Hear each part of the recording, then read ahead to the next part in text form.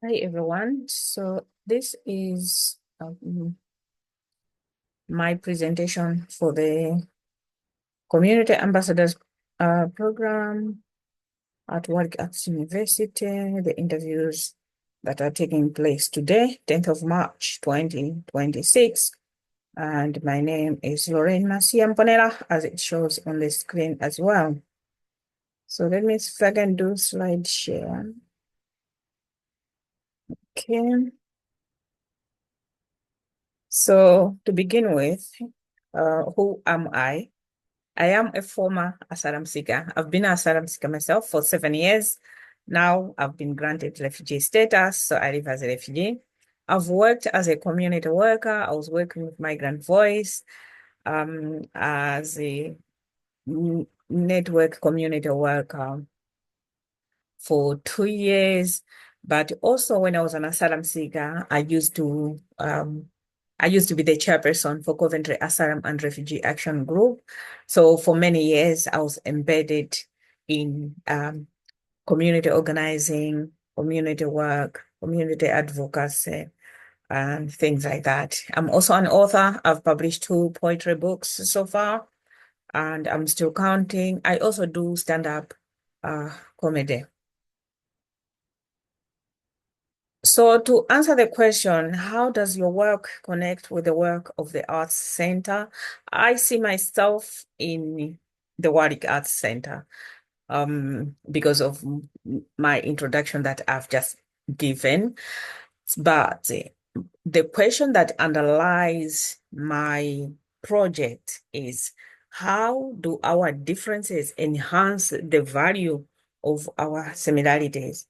So that's what exploring in this. So my project is called Coventry Through Migrants' Eyes. That's the first part of the title and the one-on-one.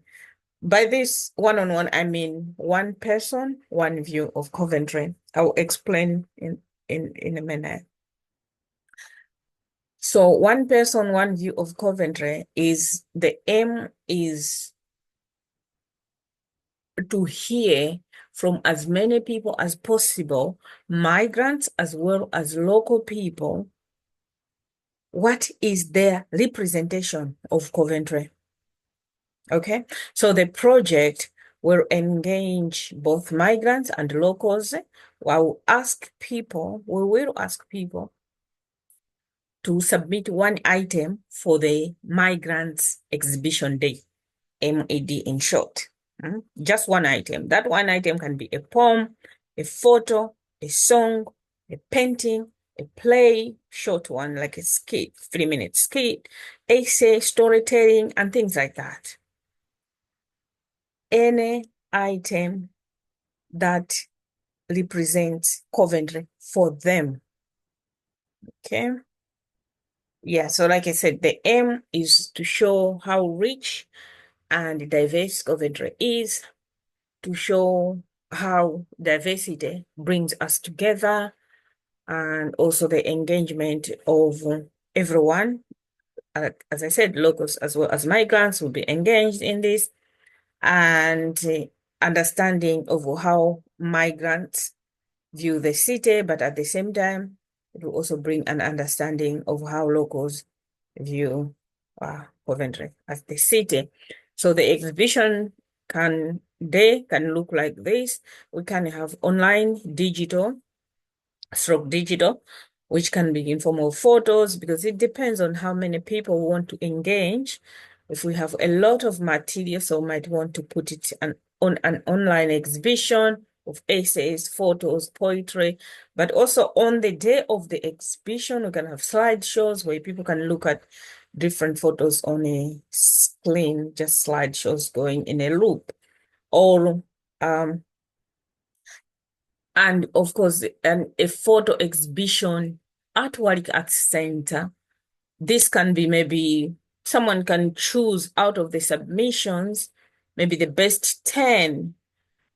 We can't define what best is, but yeah, maybe the best 10 or just different um it can be a raffle really, not best. But yeah, drawing out 10 raffle and post them and make an exhibition out of it, a physical exhibition at Warwick Center for a certain period. But also having a live event on the day, where we'll have speeches, poetry, music, skits, storytelling, essays, and all of that. Yeah. So, and finally, if we can find a local radio that can cover this exhibition, that would also be great. Okay, so let's do next. Okay, so what are the resources required? We'll definitely require volunteers to support with all the work that will be collected, flyers that will be putting out, calling for contributors, and also speaking to people about the project, but we also need curators of exhibitions and professionals to help with all the technicalities of the project. And we need space for the exhibition, but as well as finances, because the Warwick Arts Center can be hard to access, especially for someone on low income or no income at all. So finances will be needed. That's it in short, Lily. Thank you very much.